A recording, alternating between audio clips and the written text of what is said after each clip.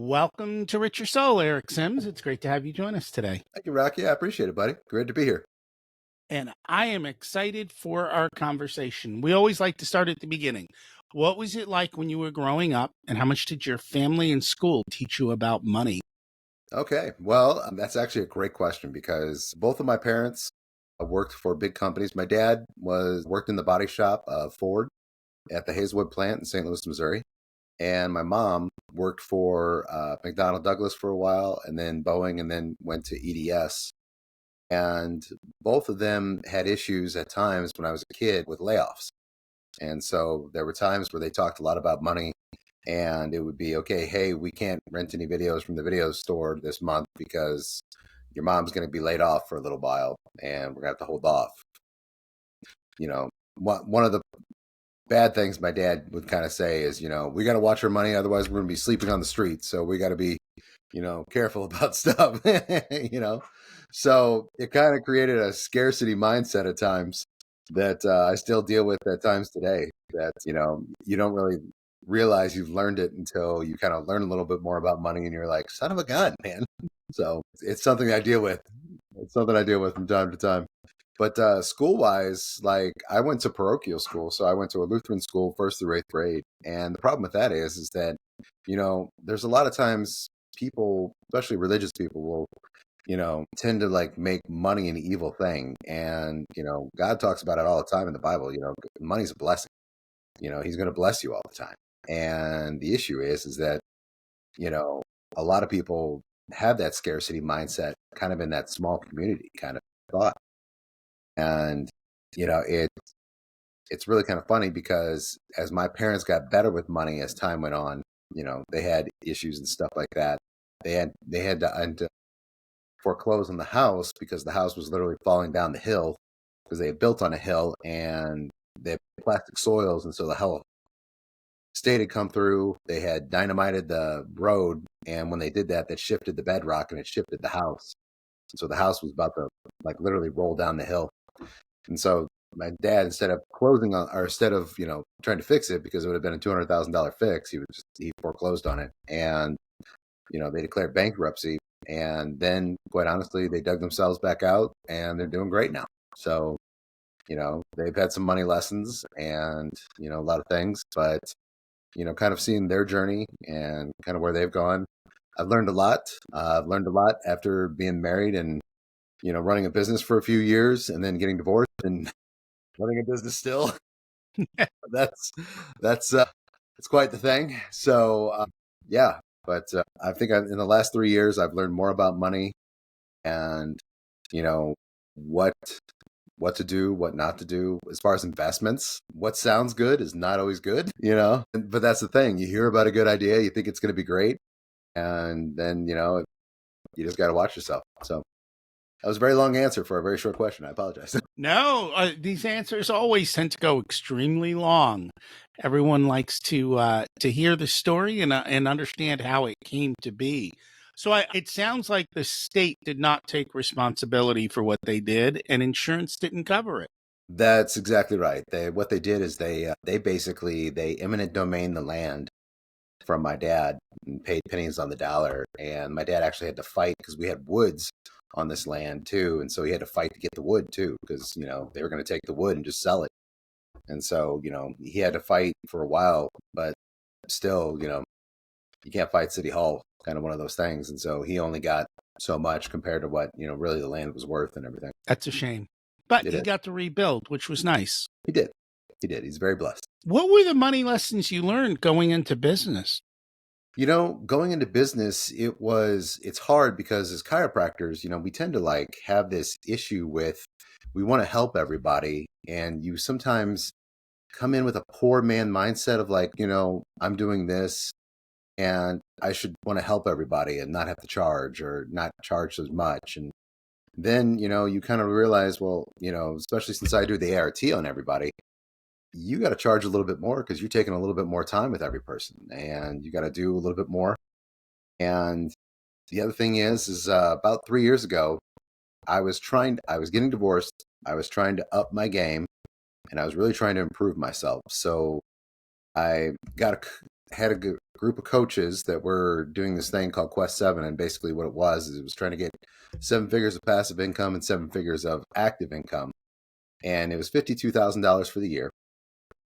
And it was not worth $52,000, because the investment, none of the investments panned out. Not, it was a lot of money. I put myself in debt because I started coaching with a couple other people. One of them was Steve Simms. He was the one who actually taught me a bunch of stuff.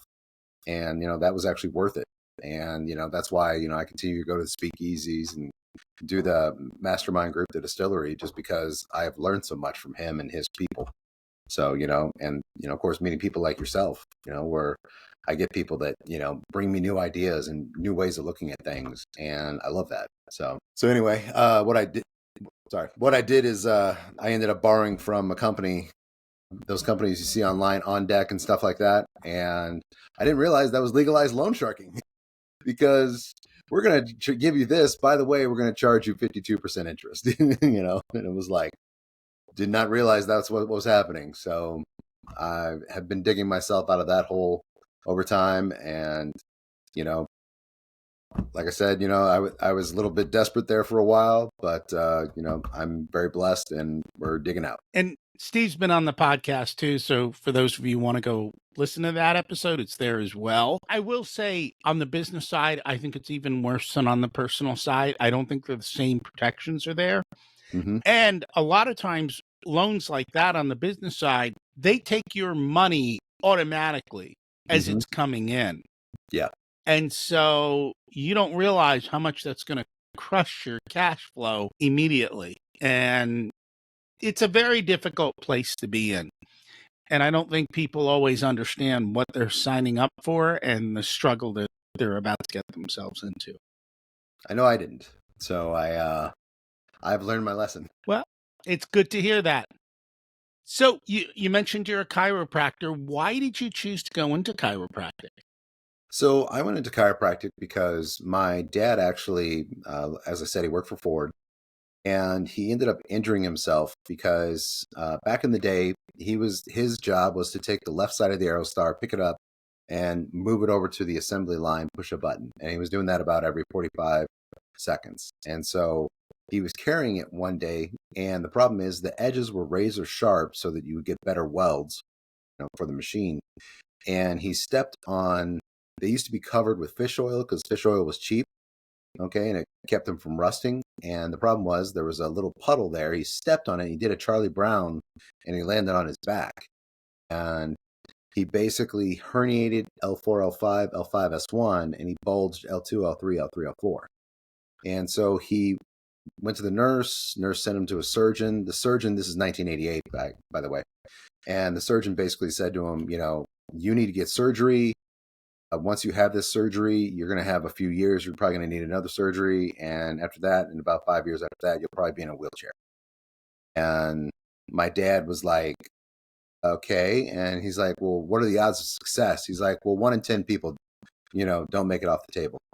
And he's like, so you're saying 10% of the people getting the surgery die on the table? And he's like, yeah. And my dad's like, I'll come back to you. I'm going to go try my chiropractor. And the surgeon went nuts because the surgeon was like, that's a bunch of hooey, blah, blah, blah. Well, my dad went to our family chiropractor that we were going to. And 6 weeks later, he's running around coaching soccer again. And he's 72 years old now. And he is still out there digging ditches, putting up fencing, homesteading, basically, all that stuff. Very active man. And, he sells real estate. So he's a realtor now. And he basically, if somebody has a plumbing issue, he'll dig up the plumbing and all that, do all that stuff, all the stuff that, a lot of people would be like, I can't believe you do that. But because of going to a chiropractor, he's back to stage and he was out running around again. And the problem with surgery is once you do it, there is no going back. There's no going back. That's the problem, because once you cut, you're done. There's a lot. If they put any hardware in there, you limit your ability to fix things and change things to such a high level that, and it's not to say some people do need the surgery. I understand that, but it's like exhaust every option first beforehand. because there's no going back, like you said. Tough choices. And so I guess that inspired you to want to be a chiropractor. It did, because I was always good with my hands. I used to, do a lot of my dad, because he worked nights. I only got to see him for like an hour in the morning. And so quite honestly, I used to rub my dad's feet every morning because he was working on concrete all night at the Ford plant. And so I would just sit there and rub his feet every morning. And I would work on his neck while he was driving us to school and stuff like that, just massaging. I'm 8 years old, not really knowing what I'm doing, but I'm just doing stuff. And I always felt really good with my hands. And because of that, it was one of those where I was inspired to go to chiropractic school. And I didn't like the medical model that was coming about, where it was like everything was just handled by a pill. There wasn't a lot of physical medicine being done. And I liked physical medicine. So That hasn't changed. it has not. And so one of the additional things that you do is something called ART therapy. Mm-hmm. And I learned about ART therapy from Tim Ferriss Mm-hmm. when he wrote The 4-Hour Body, which has got to be, my God, is that 15 years Something ago? like that. Maybe Yeah. a long, long time ago. And I went and I found somebody who did it. Mm-hmm. And I was amazed, because a lot of times people think with chiropractors, oh, I got to go there for 6 months and every 3 times a week.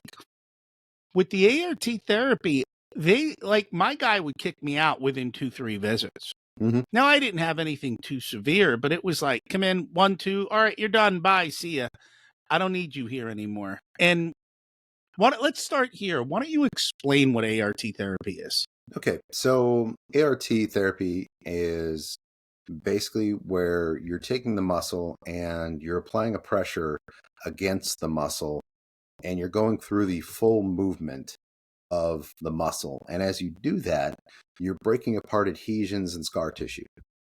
And in doing so, that frees up the fascia and that frees up the muscle.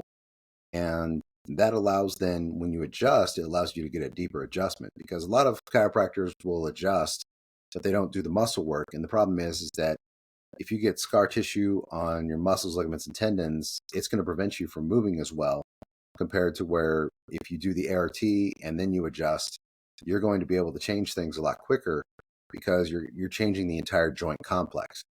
And so by doing so, you're actually going to be able to not only free up the joint easier, but you're going to be able to get things moving better, and you're going to be able to fix movement patterns so that you're really getting to the root of the problem, so something doesn't just keep happening over and over again. Hence the reason I'm having to go back all the time. There's another therapy that I recently learned about, and I don't know how similar or different it is. Okay. It's called structural muscle integration. Okay. I don't know a ton about that yet, but I believe that's kind of like going along the lines a little bit more of functional medicine, or functional movement along with it. It is, and I guess it says it's stretching the fascia, Mm-hmm. and they go down the whole body. Mm-hmm. Yeah. So one thing to think about your fascia is that your fascia in the entire body is all connected. It's how everything is connected. Okay. And if people want to know what fascia is, it's when you're cutting a steak and you get that connective tissue that you're pulling that piece of meat away from, and it kind of like, you got to cut off that gristle. Okay. That's kind of what the fascia is, basically. And the thing about it is that if you have fascial adhesions in your low back, that could easily affect how your neck moves, or how you get, injuries in your shoulders and stuff.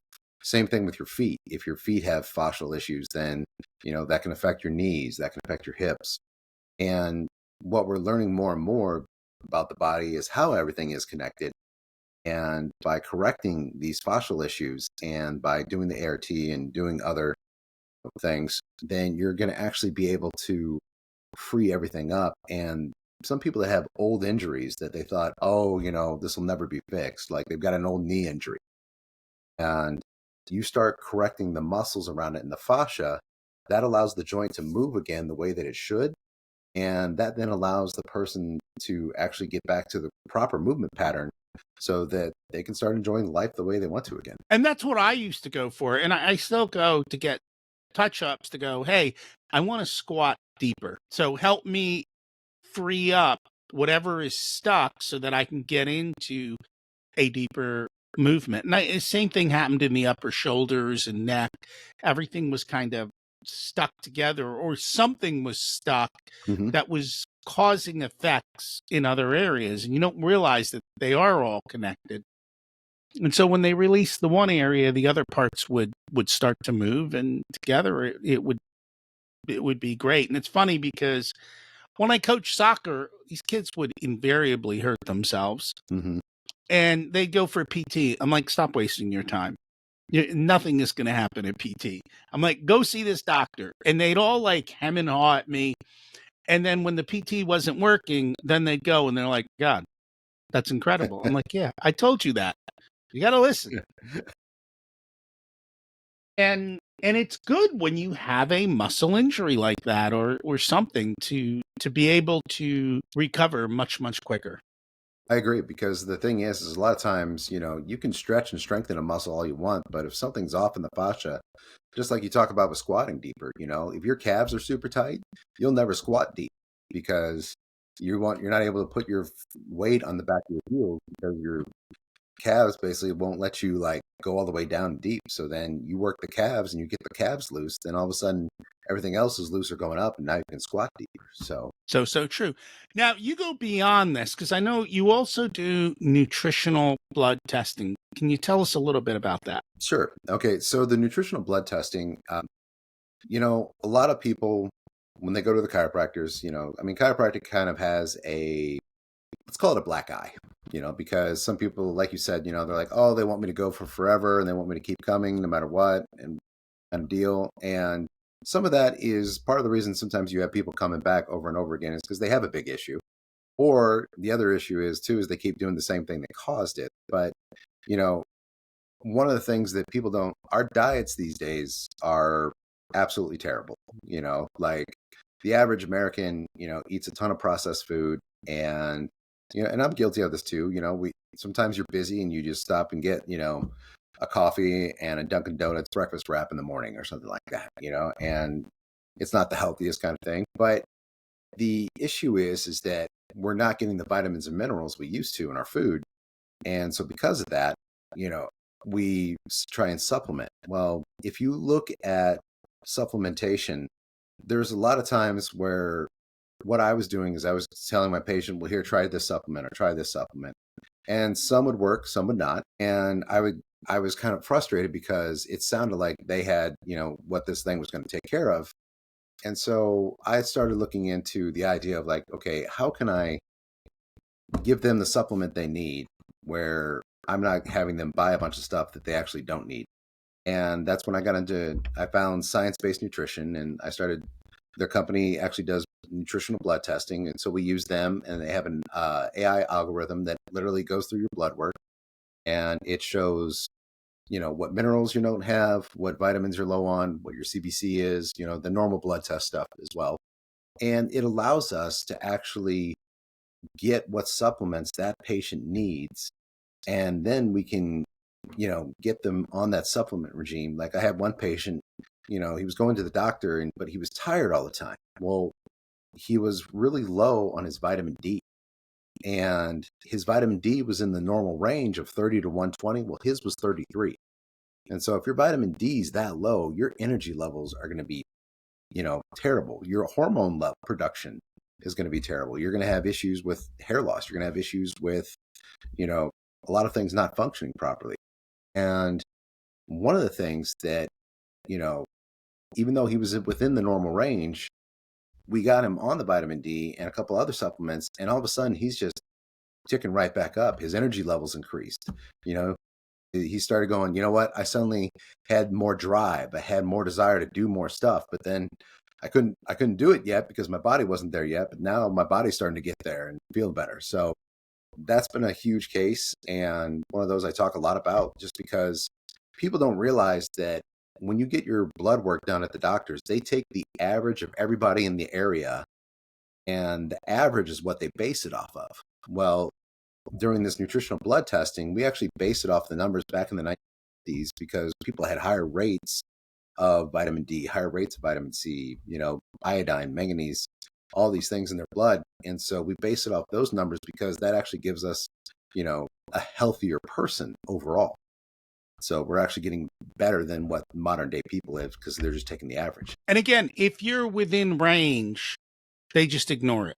Well, yeah, because you're in range. And so you're like, if his doctor told him several times, I mean, you're good, and he's like, but I saw it and I'm like, dude, this is terrible. I mean, this is like, you need to get on this big time real quick, because vitamin D is major immune function. And there's a lot of people getting autoimmune disease these days, and they don't realize that, if your gut is not working right and, you're not having the right vitamins and minerals, then you're going to be depressed. You're going to be anxious. You're going to be, tired all the time. You're going to have brain fog. And 99% of the people I run into, those are all issues they deal with. I mean, we never had this much depression and anxiety when I was a kid. You never heard about it. But these days you hear about it all the time. What do you think is the cause of that?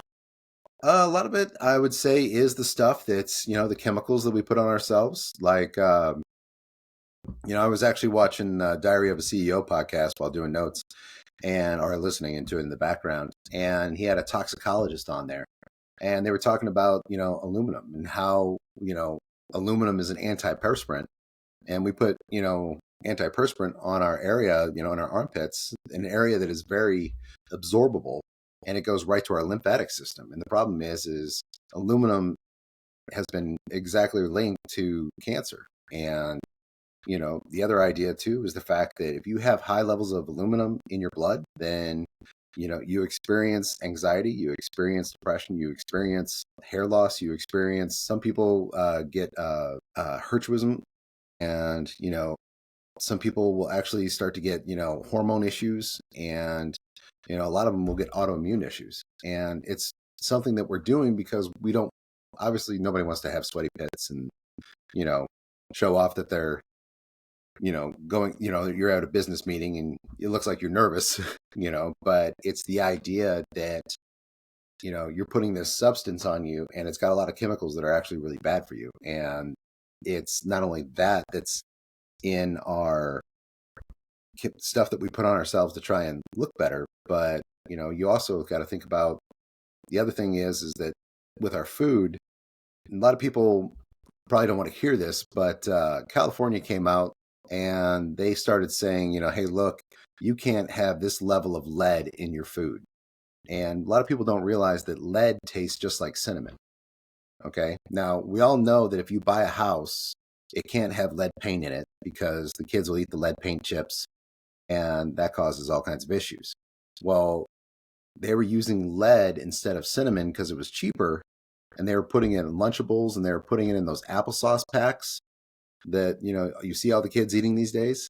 So they were using lead instead of using cinnamon because it tastes just the same. And so California had to outlaw that. Well, I know recently the news had a lot about Fruit Loops, I guess, and the colors. And I've heard that before. For a lot of kids, they do have issues with it. And we've talked about this before. In other countries, this stuff is illegal. Exactly. It's only in America that you get these kind of chemicals, and also sugar versus corn syrup in foods, and a whole bunch of other different additives that are in there. I'm surprised, though. How is it that you're allowed to put lead in food and not disclose it? Well, that's the thing about it. There's no FDA regulation about it. So you can't sell a house with, lead in the paint, but, you can put it in the food and it's no problem. And it's like, well, wait a minute, that's causing the same issue, How is this legal? And it's just because there's no regulation on it because nobody ever thought they would do it. So that's why, I mean, the idea of how many kids eat Lunchables and stuff like that, and there's like high levels of lead in there to make it more palatable. So it's kind of crazy. There's tons of supplements out there. How do you know what's good, what's bad, what's real? I mean, it seems like today I go down the aisle in Costco and there's a million different things I can buy. So the problem is that when it comes to supplementation, quite honestly, it really is you get what you pay for. And a lot of people, there are a lot of companies, and something that's kind of scary is that the drug companies have been buying up some of the more natural companies. Like you had Standard Process is now owned by, I think it's Pfizer, or is actually owned by or Merck, or one of them. And then, some of these other ones like the Nature's Health or Body by God, kind of thing. The issue is that the supplements are getting bought up and they're putting in a lot of fillers. And the issue with that is that, these fillers wreak havoc on your body, and your body's not able to really process it. So you're not really getting the supplement that you want. So your best bet, and why there's so much stuff out there too, is that, you do have to kind of research which brands have shown to be the most effective. But if you're paying a higher dollar price, you're normally getting a better supplement. Like Metagenics, Designs for Health. Those are two great companies, and there's a lot of products that they have. We use Designs for Health, actually. And one of the things is a lot of people, you go out and you see a multivitamin, okay? Centrum Senior pills, okay, are known as bedpan bullets in the nursing home facilities, because they literally do not break down. There's not enough acid to break down the Centrum to get the vitamins and all that. So you're taking this multivitamin and it's not even breaking down in the person's body, and it's just being excreted. And they said they would hear sounds at night of these things just hitting the bedpans. And so, all of a sudden it'd be dunk, dunk, dunk, dunk, and it was pretty common. So if you're going to get a multivitamin and if you want to get a good supplement, you normally are going to have to pay a little bit more. And it does help to go to a natural health food store, because they'll tend to be able to give you stuff that's going to be a lot better. If it's cheaper, it's normally going to have a lot of fillers. You go to Costco, probably not getting the best deal. You're probably not getting what you're really looking for. So, and it's hard to tell because you can read the bottle and the bottle says XYZ, but sure. But one of the things that to kind of test it out, and this is why we do the nutritional blood testing, is because seeing what you need to get. And then, one thing we do at our office is we sell our supplements at the Amazon price. And the reason we do that is our goal is I'd rather be a lot more healthy people out there, paying, making just $1 off each supplement versus the idea of making $20 or $30 off each supplement, because then that becomes out of the range of everybody over time.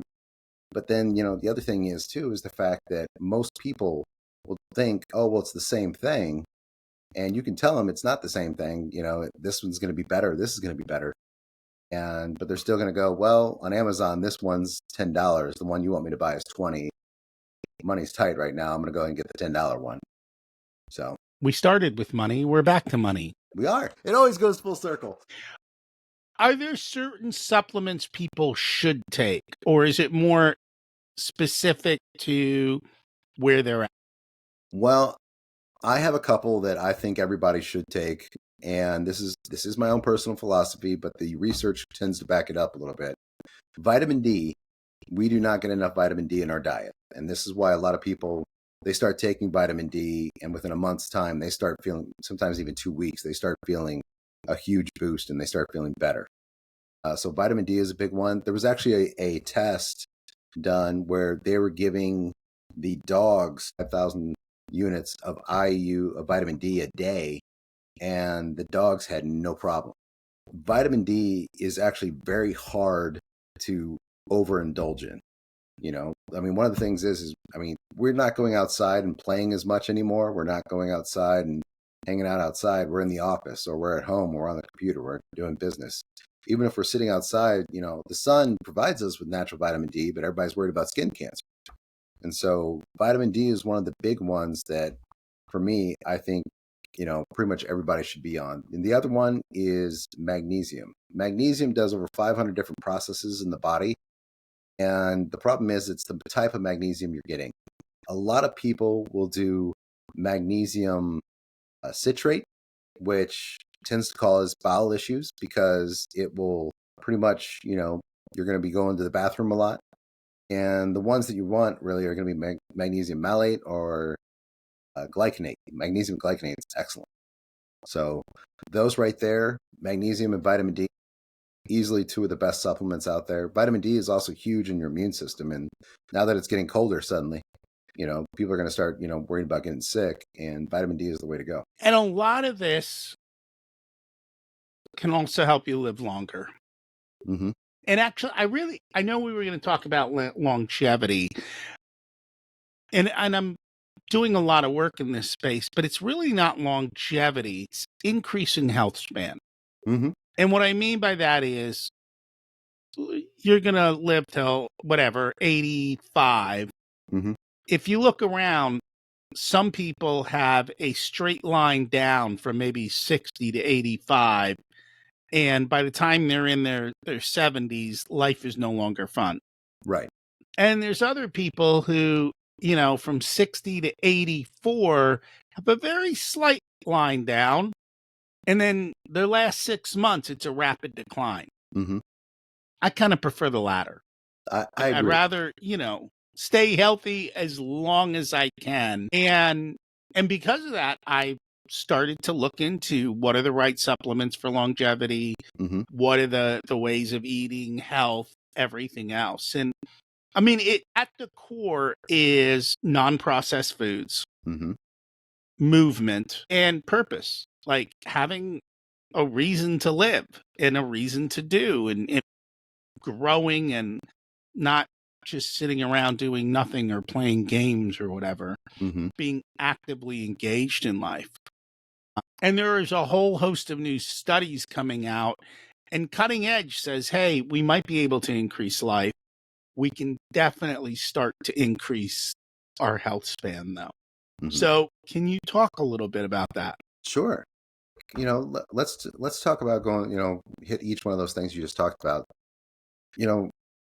Eating healthier, eating less processed foods, more organic foods, more stuff that is, more natural. There's, if you look at the size of what the first bananas look like, they were full of big seeds, and, they've been bred now to be higher in sugar. So you're not getting as much of the nutrients that you used to.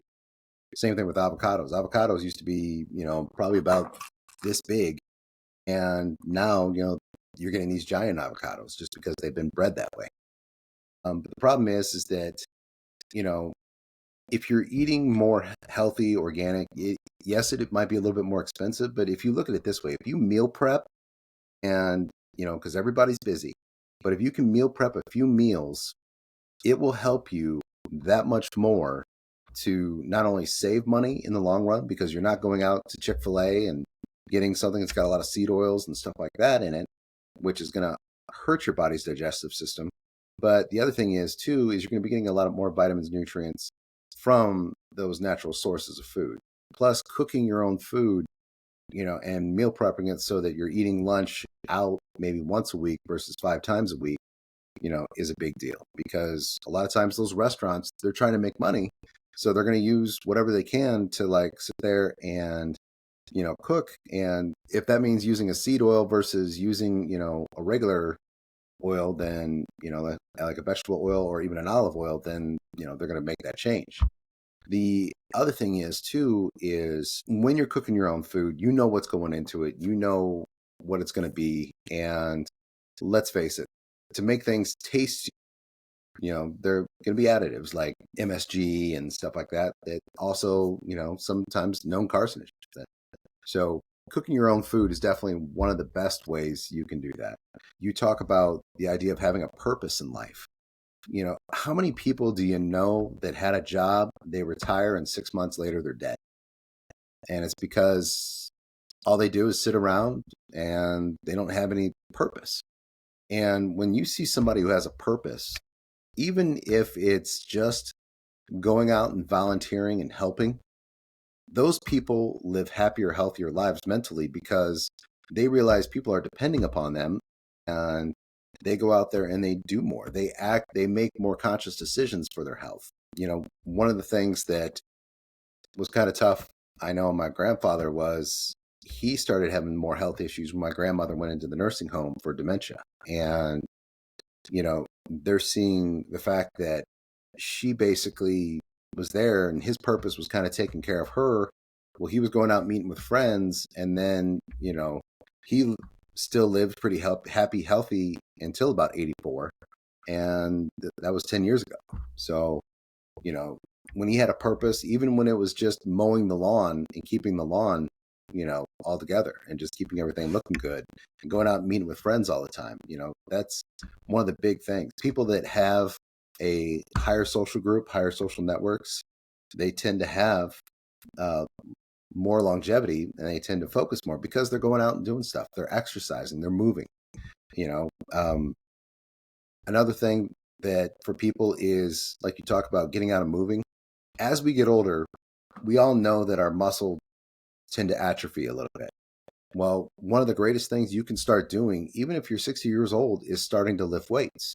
You know, for women, it's one of the number one things to prevent osteoporosis is lifting weights, because if you're lifting weights, then you're putting stress and load on your body, your muscles. Your body's not going to see like, hey, we don't need this anymore. They're like, oh, we still need these muscles. So it's going to raise your levels of growth hormone, raise your levels of testosterone. The other thing is too, is that if you're putting load on the bones, you know, for women, doing squats is a great thing, even if it's, you know, just the bar or just doing body squats, because you're loading the bones. And so those leg bones are going to stay stronger, healthier, and you have less chance of osteoporosis as time goes on, because your bones are still going to be building. So that's one of the biggest things I say for anybody is lifting weights. And as far as cardio goes, you do not have to be a marathon runner to live longer. You know, quite honestly, they're showing that sometimes that there's a lot of marathon runners that, you know, are 56 and stuff like that have heart attacks because they've overstressed their heart all those years of, you know, running and stuff. So you don't have to go hard.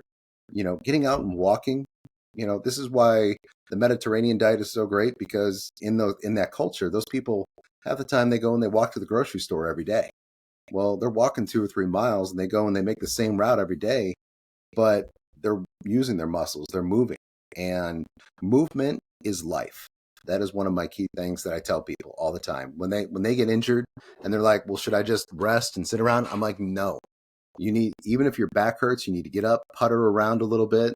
You know, don't lift anything. This is not the time to move furniture, but this is definitely the time to, you know, get out, putter around, check things out, you know, just do little simple things, you know, walk a little bit, just because your body uses movement and in the muscles to pump the lymphatic system. So that keeps you happier, healthier, because with movement, it automatically raises your dopamine levels. It raises your serotonin. And so you're going to feel better anyway. The final thing is too, is balance for longevity is huge. And a lot of people don't realize that when you basically are working on your balance, you are making your life so much better after the age of 60. And this is, you know, I saw another doctor, I got this tip from her, you know, but she was an orthopedist, and she said, all you need to do to work on your balance every day is while you're brushing your teeth, stand on one foot.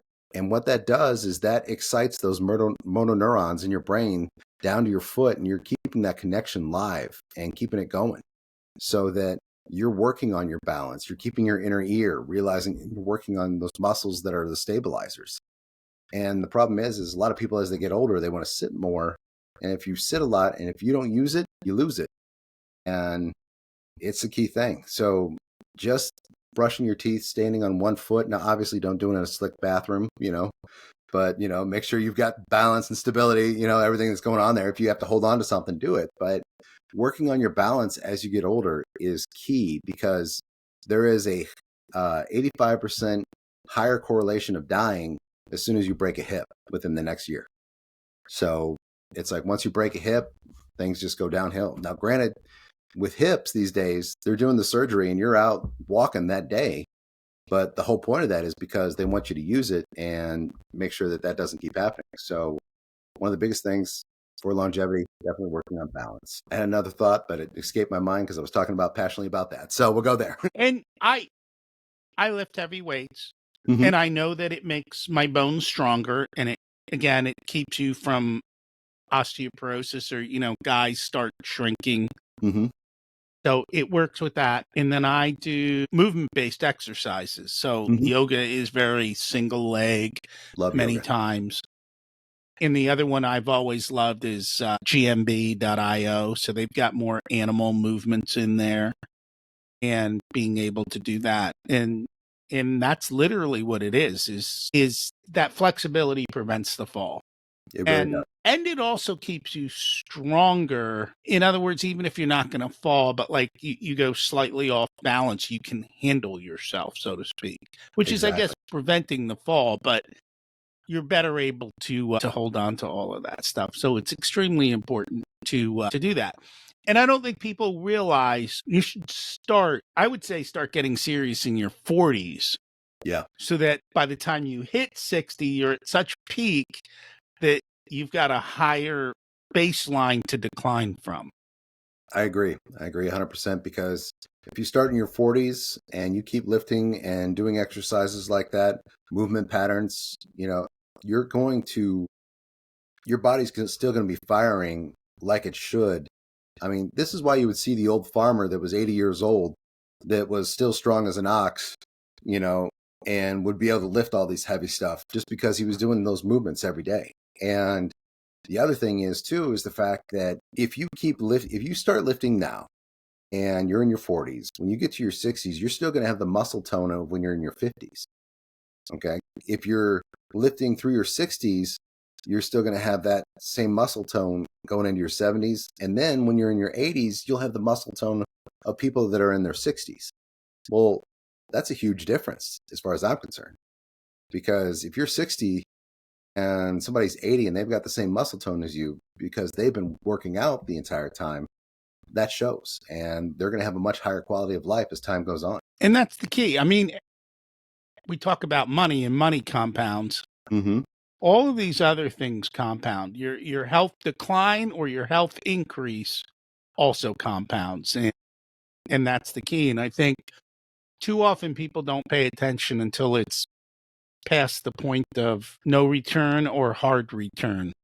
Either I agree. or. Well, just like with money, if you invest, just a little bit, it's one of the great things I like to tell patients all the time. An ounce of prevention is worth a gallon of cure. Mm-hmm.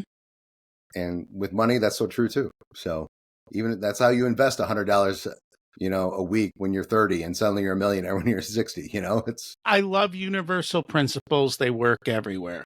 Yes, they do. One of the other things in the longevity space is autophagy. Can you explain what that is and what we can do about it?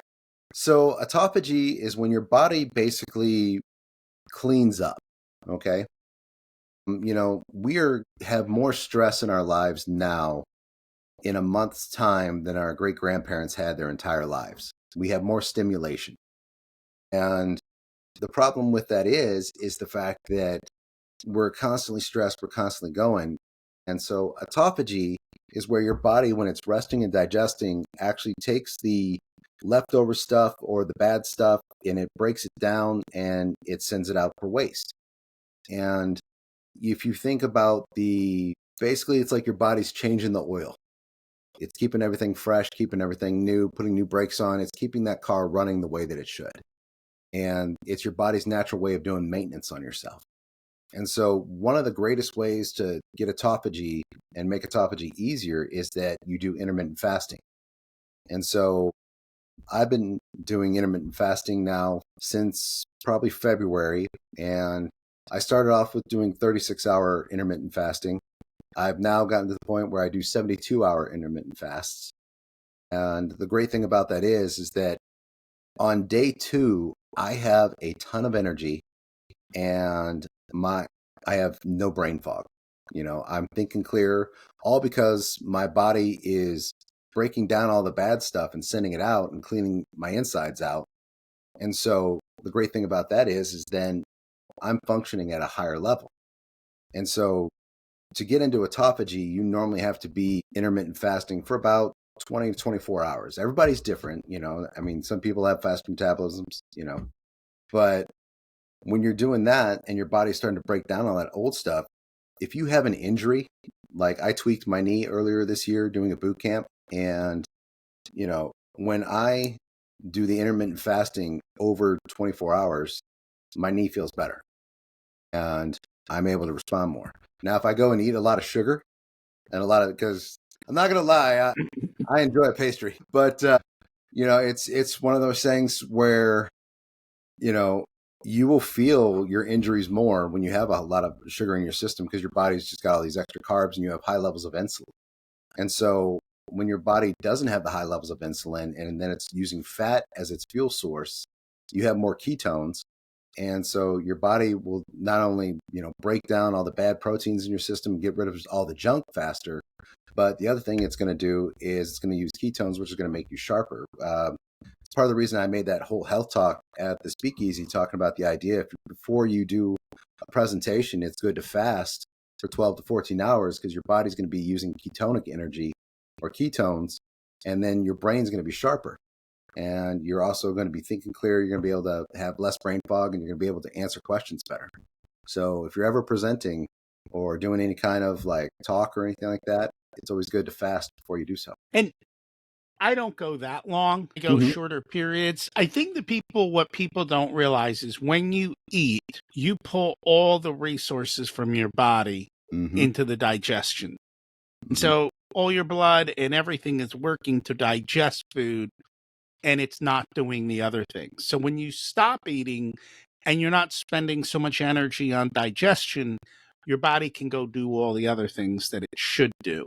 So Exactly. even if you can get your window down to 7 or 8 hours and Mhm. not 20 meals like some of these people say, and that's the problem. There's so much different information out there, and we don't have clarity on what is exactly right. Have you looked at any of the longevity meds that are used for autophagy, like rapamycin or anything like that? Rapamycin. Another one that I actually take myself is NMN. Basically, what it does is it helps to clean up the mitochondria of your cells so that the NMN causes your mitochondria to function better. And as we age, our mitochondria start to break down a little bit more. And if you remember high school biology, the mitochondria is the engine of the cell. Well, we've all driven a clunker a time or two in our lives at some point. And if the engine goes, things don't run the way they should. So if your mitochondria is functioning better, then your skin's going to look better, your hair's going to be better, everything's going to be better. So that's why NMN is a really good one. Another one that really pairs real well with NMN is going to be resveratrol. And that's got a lot of healthy help. And the two together are really great for heart health and actually performance. So those are two of the ones. The ripamycin, though, is excellent as well, just because the fact is that it allows your body to function at that higher level. And, we're finding more and more things like this that are giving us more of the fountain of youth because these things actually help our bodies to bring back our hormones levels back to normal and bring back, our dopamine and the other things so that we're actually functioning at a better level. And one of the things that I learned is as you age, the body is not as good at maintaining all of these things. It naturally does not keep up. And so there is a difference. And so at that point, you've got to either supplement or do things differently or Mm-hmm. figure it out to make it work. The last area I'd like to touch on is breath work. Okay. So I'd love to get your thoughts and what you've seen with it. Okay. So breath work, it's amazing how breath work can help everybody. There's a lot of things on YouTube you can find and all that, but the reason it's important is when you breathe in and you breathe out and you take a minute for your body to kind of breathe in and relax for a second and then you're breathing out. Remember, you're bringing in all the good stuff, you're breathing out the bad stuff. One of the main ways our body gets rid of uh, bacteria, viruses and stuff is by using our lungs to blow stuff out because our lymphatic system all over our body actually deposits into the lungs, and that's how we get rid of most of the stuff in our body that's bad. And so by you breathe it out and you're getting rid of the toxins, different things like that. The other thing is too is the fact that when you take a minute, you breathe in and then you kind of close your lips a little bit and you kind of go like that. You have nerve sensors in your lips that actually will cause your brain to calm down. So what happens is that part of the reason when people meditate, they will breathe in and then out like this because when you breathe out like that, your mind automatically focuses on your lips and your breath, and that allows all the stuff that's in your mind that's causing you to be anxious and everything like that, that takes it all down. So doing 5 minutes of breath work can really help to not only clear your head, but it can cause your anxiety levels to go down, your cortisol levels to go down. All right. And, if everybody has people having high levels of stress, chronic stress, and you're getting those chronic levels of stress to go down just a little bit by just taking 5 minutes to breathe and just kind of think on a thing, then it opens your mind back up and you're no longer going to be in fight or flight, but you're actually going to be ready to go and kind of be clear headed and thinking about what's going on. So breath work, I highly, highly recommend, especially for people that have high stress jobs. If you can take 5 minutes of breath work in the morning, even before you kind of get your day started, even in bed. And then if you do 5 minutes of breath work before you go to sleep, you'll sleep so much better. There's plenty of studies that show doing breath work right before you go to sleep allows your mind to be calmer. Your mind won't be racing. You won't be thinking as much. So you're able to actually get more restful sleep and you'll have higher levels of dopamine and serotonin and you'll feel better overall. And I don't think people realize how much their breath and how they breathe is tied to their emotional state. You can control your emotional state with breathing, which is what you're basically saying. Mm-hmm. And there's a ton of different types of breath work out there, different rhythms and so forth, and they all have their own results. So certain ones do X, other ones do Y, and you can actually create anxiety through breath work, and you can take it away through breath work. So all of these things have their own signaling systems. And it, if you think about it, if you get scared, you start to breathe a certain way.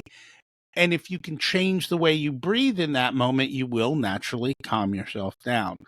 It's all just reflective systems within the body. And we're starting to understand now how they all kind of come together.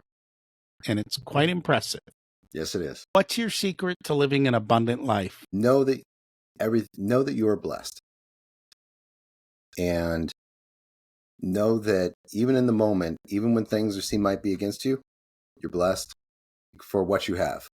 There are plenty of people in the world that would love to be where you're at. So know that you're blessed. What did you learn later in life that you wish you would have learned sooner? It's all going to work out. If you take a breath, relax, go through your day, it's all going to work out. It's not on your time. That's okay. It's headed there. It's all going to work out. If you were to give an 18-year-old a specific piece of wisdom, what would it be? You think you have all the time in the world right now, but you don't. So live every day like it's your last. Tell people you love them when you get the chance. And if something scares you, take a breath, do it anyway, because we all have stories. If people would like to learn more about you and your practice, what's the best way for them to do that? Sure. You can find me on Instagram, Triple Crown Chiropractic _ or you can go to www.triplecrownchiropractic.com or you can find us on Facebook, Triple Crown Chiropractic in Walton, Kentucky. And we'll make sure to put that in the show notes. Thank you so much for joining us today. Thank you, Rocky, for having me. It's been a pleasure, buddy. Thanks for checking out this unedited video of the Richer Soul podcast. You can find the full episode along with all the back episodes at richersoul.com. This podcast is brought to you by Profit Comes First, where we help business owners to have a more profitable and growing business so they can live the life of their dreams. Check that out as well wherever you listen to all this content.